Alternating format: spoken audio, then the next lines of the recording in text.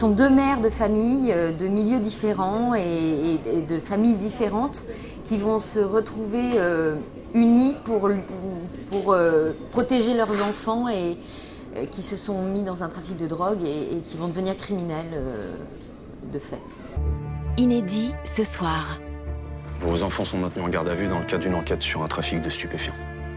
Votre fils, je comprends pas, quel rapport avec le mien? J'ai la racaille et vous le gentil premier de la classe, c'est ça?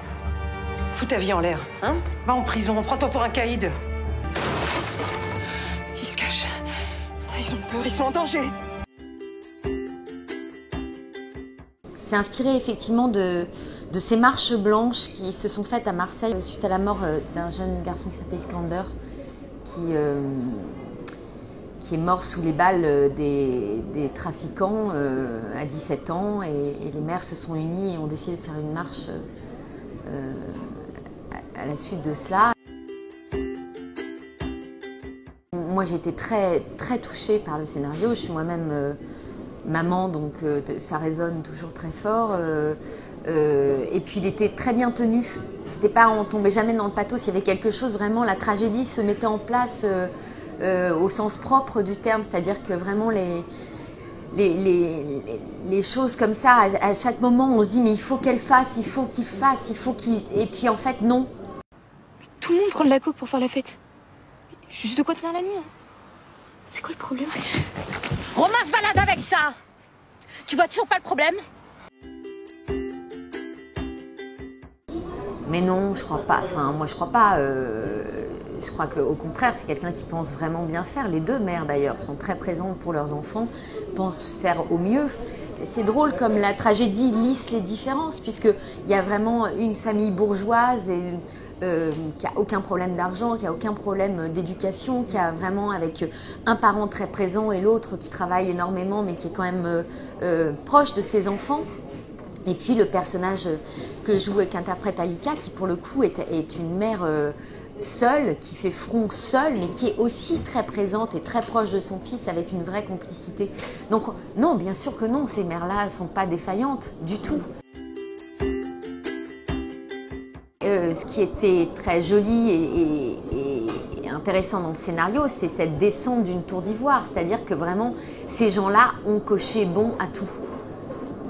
Dans un magazine sur la famille, c'est la famille idéale. C'est le père est chirurgien, la mère est prof de français, très présente.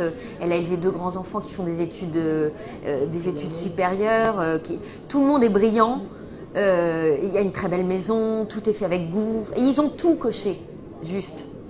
Et pourtant, c'est lui, et en plus, c'est de lui que va venir vraiment le drame. C'est pas la bonne tactique, Arnaud. Il a fait une erreur, c'est vrai. Il n'en fera pas d'autre. Je vais appeler Bertrand.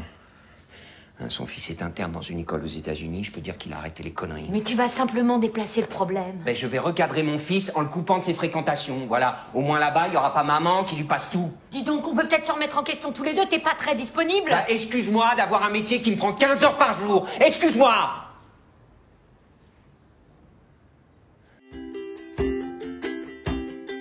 Moi, je me suis dit, cette femme, c'est moi. Et cet enfant, ça pourrait être le mien. Et voilà, comment ça se passerait voilà, non, j'ai pas travaillé ni sur le système éducatif, ni sur le métier de professeur, ce qu'on peut faire parfois en préparation, parce que ça me semblait pas nécessaire. Non, j'ai rêvé autour et j'ai préparé des playlists, enfin voilà. Et oui, j'ai souvent des playlists sur un film, parce que ces scènes fortes, il faut les trouver. La musique nous amène assez vite à ces émotions, enfin assez vite. C'est un vecteur intéressant pour arriver à des émotions fortes. C'était Rage Against the Machine. Ouais, j'ai écouté beaucoup de rap, j'ai écouté Zone Libre. Il y avait ce rythme-là. Et puis cette rage. Marjorie, c'est plus Faith et Jane. C'est plus girly, quoi. C'est plus girly, ouais. Non, ça, on n'a pas créé davantage. Non, non, j'ai toujours cette inquiétude-là et en même temps ce souhait de les voir partir avec un bagage, enfin de les lancer, qu'ils se lancent en se sentant forts, en se sentant épaulés, en se sentant entourés, en se sentant aimés. Et les choix qu'ils vont faire vont les impliquer eux. Et c'est des âges de grande fragilité. Moi, ce que je retiens du film, c'est surtout ces zones de non-droit. C'est-à-dire que le personnage d'Annika dit à un moment donné « mais ça n'est normal pour personne ». Je vous l'ai déjà dit, je pensais que si mon fils avait un problème, il m'en parlerait. Pas qu'il chercherait à se défendre tout seul. Mais vous trouvez ça normal? Qu'un gamin prenne une arme. Parce qu'il vit dans la peur. Parce qu'il trouve de protection nulle part. Mais c'est normal pour personne, monsieur. C'est ça le vrai problème. C'est qu'est-ce que c'est que ces zones de non-droit et que sont-elles devenues et qui sont les gens?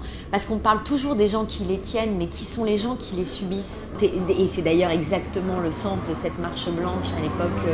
C'est comment protéger nos enfants ici? Comment protéger nos enfants et j'en parle, je vis je vis pas du tout là-dedans, je suis très privilégiée, mais je n'ose pas imaginer le désespoir des parents qui voient leurs enfants grandir avec ce danger imminent à côté.